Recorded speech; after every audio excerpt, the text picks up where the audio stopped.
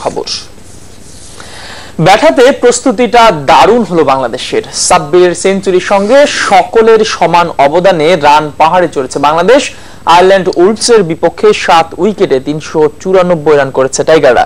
এদিন ব্যাট হাতে প্রস্তুতিটা অবশ্য ভালো হয়নি ওপেনার সৌম্য সরকারের। 17 রানে তিনি ফিরে যান, তবে রানের ধারায় থেকে মনোবল চাঙ্গা করে নিয়েছেন বাকি সব ব্যাটসম্যানই, যেখানে 86 বলে সেঞ্চুরি তুলে নিয়ে রিটায়ার্ড হার্ড হন সাব্বির রহমান।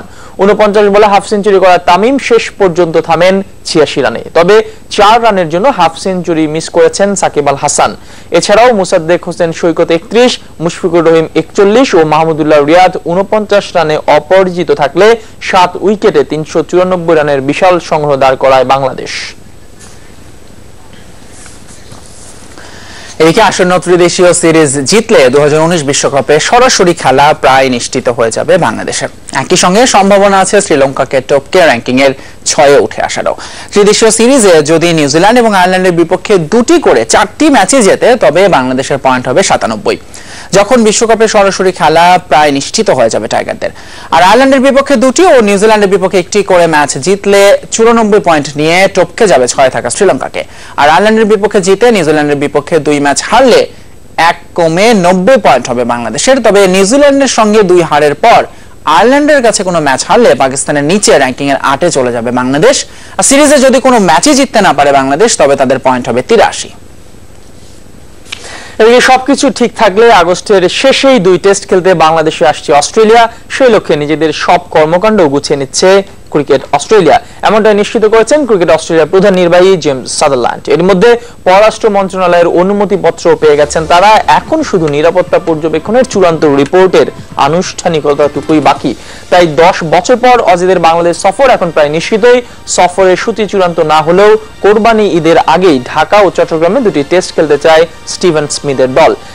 এর আগে নির্ধারিত সূচি অনুযায়ী 2015 সালে বাংলাদেশ সফর করার কথা থাকলেও নিরাপত্তার অজুহাতে তা বাতিল করে অস্ট্রেলিয়া। দল পাঠায়নি অনূর্ধ্ব-19 বিশ্বকাপেও।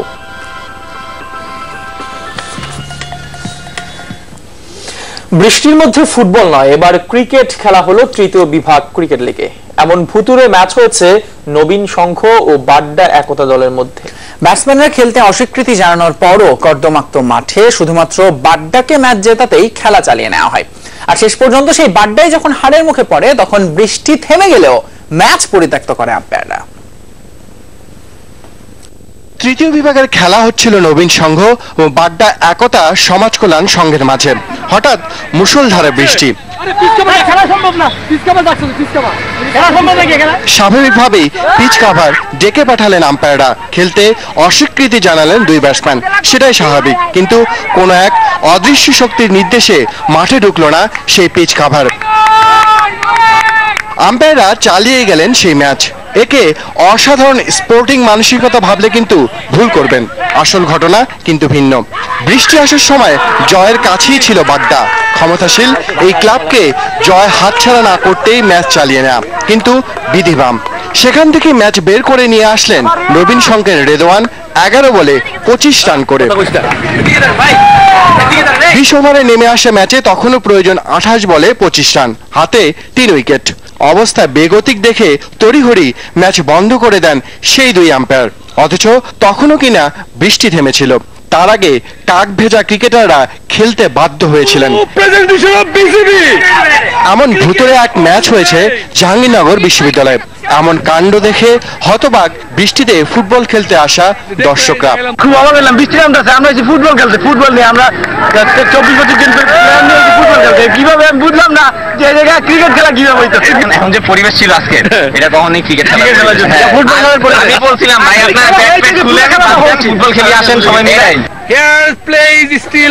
এর আগে দ্বিতীয় বিভাগে 4 বলে 92 রানের কাণ্ডে বিশ্ব মিডিয়ায় শিরোনাম হয়েছিল বিসিবি। সেখানেও আম্পায়ারদের দিয়ে বিশেষ কিছু ক্লাবের প্রতি পক্ষপাতিত্বের অভিযোগ ছিল ক্রিকেটারদের।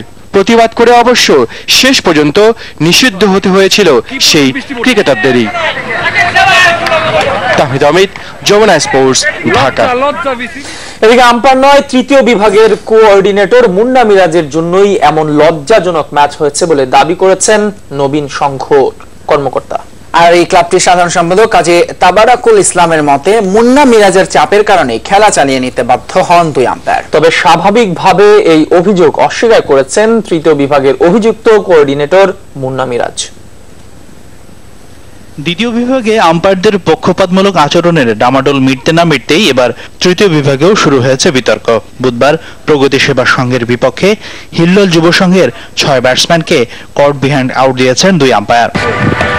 এর আগে বৃষ্টির মাঝে ক্রিকেট ম্যাচ হওয়ার এই বিরল ঘটনা ঘটে গেছে মঙ্গলবার।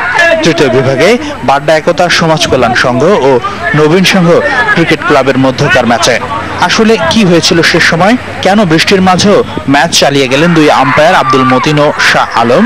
যে ম্যাচটা ছিল সেখানে আমি দেখলাম যে আম্পায়াররা অনেক অসহায় মাঠে, মানে বৃষ্টির মধ্যে তারা খেলা চালাতে চাচ্ছে না, তারপরেও আমাদের থার্ড ডিভিশনের যে কোঅর্ডিনেটর আছে সে জোর করে খেলাটা তার নির্দেশে চালাতে হচ্ছে। তো যখন আম্পায়াররা পিচ কাভারের জন্য গ্রাউন্ডসম্যানকে ইশারা করলো তখনও সে হুমকি দিচ্ছে খেলা চলতে হবে। আমি কালকে ম্যাচ রেফারিকে বলেছি, ম্যাচ রেফারি বলছে রশির ভিতরে আমার কোনো দায় দায়িত্ব নাই। কিন্তু কেন এমন করলেন তৃতীয় বিভাগের কোঅর্ডিনেটর মুন্না মিরাজ? আর বৃষ্টির মাঝে খেলা চললেও শেষ পর্যন্ত কেনই বা পরিত্যক্ত করা হলো ম্যাচ? কাজী তাবারাকুল ইসলামের যুক্তিটা এমন, যখন দেখলো ম্যাচটা তাদের হাতের বাইরে চলে যাচ্ছে তখনই